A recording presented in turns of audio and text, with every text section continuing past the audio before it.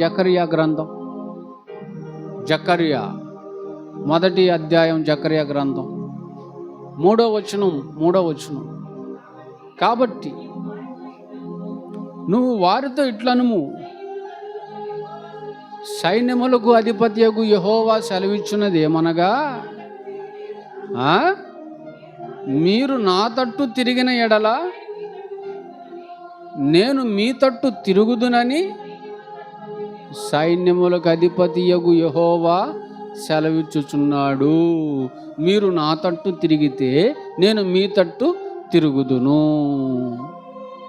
మీరు తిరగకపోతే నేను కూడా తిరగను. అంటే ఆయన కూడా తిరగడు. అంటే ఆయన కోరుకుంటుంది ఏంటంటే తిరిగే జీవితం మనకు ఉండాల. మన జీవితం తిరగాలి. ఎవరు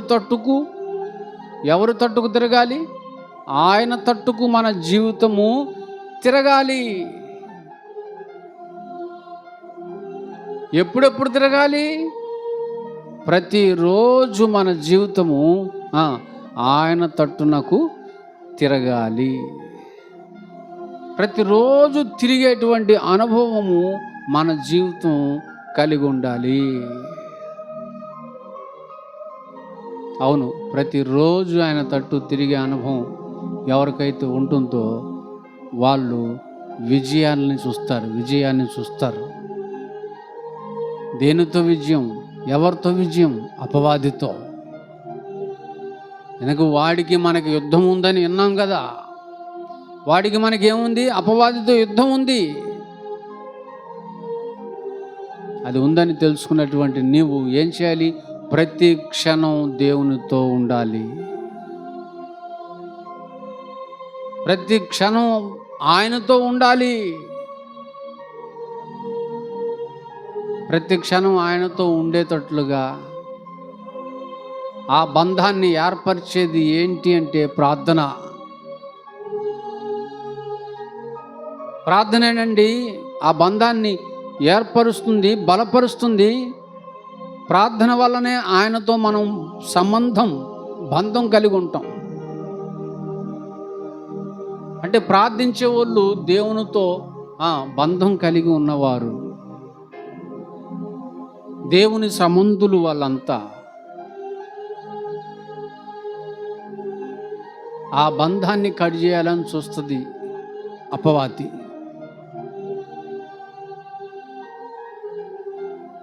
ఆ బంధాన్ని ఎప్పుడైతే వాడు కట్ చేయాలని చూసి కట్ చేస్తాడో, ఆ బంధం కట్ అయిందంటే అప్పుడు ఆత్మీయంగా చచ్చిపోతారు.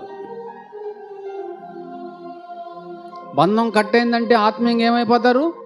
చనిపోతారు. కనుక ఆ బంధం కట్ అవ్వకూడదు. ప్రతి నిమిషం ఆయనతో సంబంధం కలిగి ఉండాలి, ఆయనకు కనెక్ట్ అయి ఉండాలి. అది ఎలా సాధ్యం అంటే ప్రార్థన.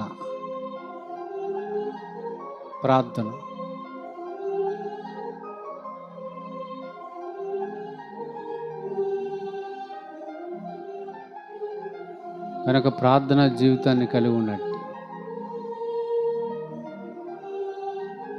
అప్పుడే దేవుని సంబంధులుగా ఉంటాం. దేవునితో బంధం కలిగినటువంటి వారిగా ఉంటాం. అది కట్ అవ్వకూడదు.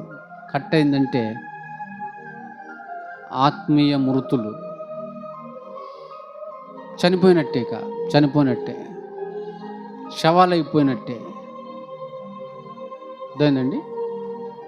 కనుక ఎప్పుడు కూడా ప్రార్థన అనేటువంటి విషయంలో మనం మెలకువ కలిగి ఉండాలని గుర్తుపెట్టుకోండి.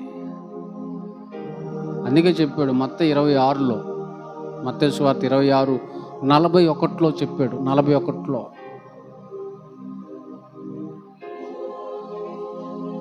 మీరు మెలకువ కలిగి, అది ప్రార్థన ఎలా చేయమని చెప్తున్నాడు? మెలకువ కలిగి ప్రార్థన చేయండి.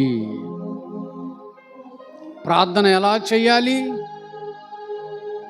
ఈ ప్రార్థన ఎలా చేయాలి అన్న ప్రశ్నకి జవాబు ఎక్కడి నుంచి పొందాలంటే,